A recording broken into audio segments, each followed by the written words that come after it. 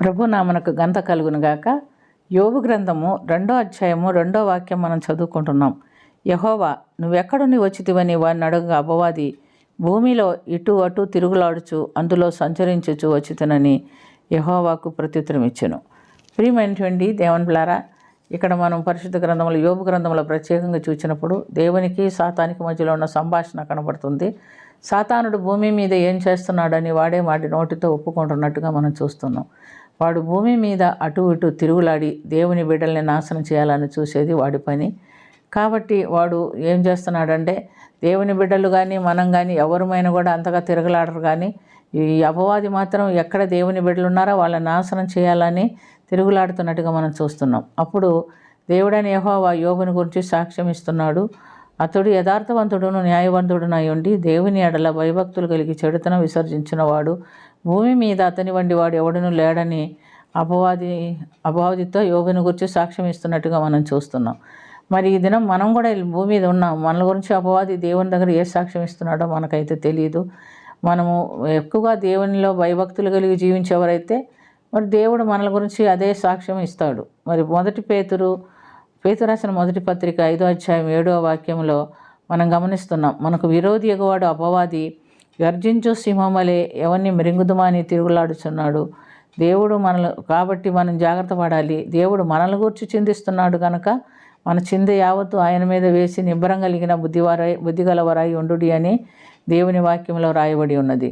ప్రియమైనటువంటి దేవునిలారా, వీడు ఇలా తిరుగులాడతాడని దేవుడికి తెలుసు కనుకనే ఆయన ముందుగా మనల గురించి చింతిస్తూ ఆయన ఏమంటున్నాడంటే, మీ చింద యావత్తు నా మీద వేయండి, నేను మీ బాధ్యత చూసుకుంటానని ప్రభు ఒప్పుకుంటున్నట్టుగా మనం చూస్తున్నాం. మరి ఎఫెసీయులకు రాసిన పత్రిక 6వ అధ్యాయము 10 నుండి 18 వరకు కూడా దేవుడు ఏం మాట్లాడుతున్నాడంటే, తుదకి ప్రభు యొక్క మహాశక్తిని బట్టి ఆయన నందు బలవంతులై ఉండుడి.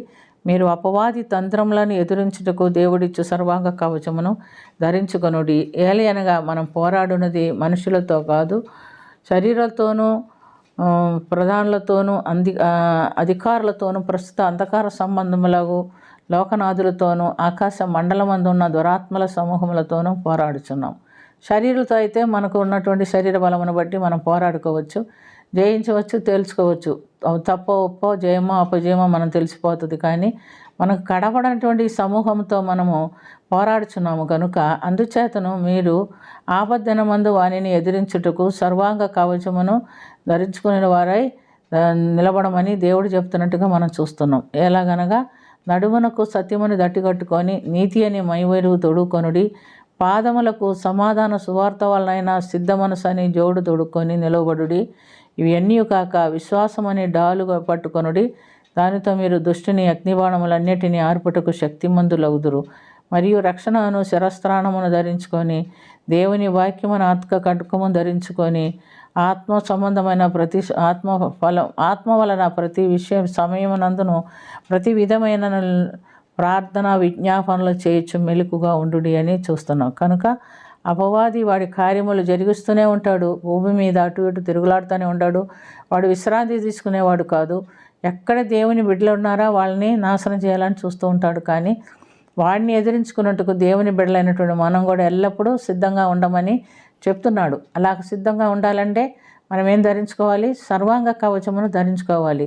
దేవుడు మన కొరకు దాన్ని ఏర్పరిచి ఉన్నాడు కనుక అన్ని విషయాల్లో దేవుని ఎద్ద నుంచి పొందుకునేటటువంటి ఆయుధాలు ధరించుకొని అపవాది కనబడకుండా మన మీద పోరాడుతున్నప్పుడు మనం విశ్వాసం అనే డాలు పెట్టుకోమంటున్నాడు. విశ్వాసంలో స్థిరంగా ఉండి అగ్నిబాణములన్నిటిని ఏర్పరటుకు మనం దేవుని సన్నిధిలో ప్రార్థన అనే ఖడ్గము, వాక్యం అనే ఖడ్గము, పరిశుద్ధాత్మ అనే ఖడ్గము ఇవన్నీ మనం కలిగి ఉండి దేవునిలో మన స్థిరముగా నిలబడి అపవాదిని జయించేదానికి దేవుడు మనకు సహాయము చేస్తాడు. కనుక ప్రియమైనటువంటి దేవుని బిడ్డలారా, అపవాది పని వాడు చెప్పాడు, భూమి మీద అటు ఇటు తిరుగులాడుతూ వస్తున్నానని చెప్తున్నాడు. మన పని ఏమిటంటే విశ్వాసంలో స్థిరంగా ఉండి దేవుడిచ్చిన సర్వాంగ కవచము ధరించుకొని వాడితో పోరాటము జయించటము. ఇందుని బట్టి దేవుడు మనకు సహాయం చేస్తానని సెలవిచ్చి ఉన్నాడు. ఆ కృప మనం పొందుతూ అపవాదిని ఎదిరించి విజయం పొంది జయ జీవితంలో మనం కొనసాగుతూ కొందరిని అటువైపుకు నడిపించేదానికి దేవుని దగ్గర శక్తిని అడుగుదాం. ప్రేమ కలిగిన తండ్రి, కృప కలిగిన ప్రభు యేసు రక్షక, ఎంతోమంది అపవాది పోరాటంలో వెనకబడి నాయన నిన్ను వెంబడించలేకపోతున్నారు. అటు వారికి నీ శక్తి దయచేయండి. అటు వారికి ప్రార్థన నేర్పించండి, సర్వాంగ కవచం ధరింప చేయండి, నీ కృపలో భద్రపరచమని, కాపాడమని, సంరక్షించమని యేసుక్రీస్తు పుణ్య నామమున అదిమి వినయంతో అడిగి వేడుకొంచున్నాము తండ్రి. ఆమేన్.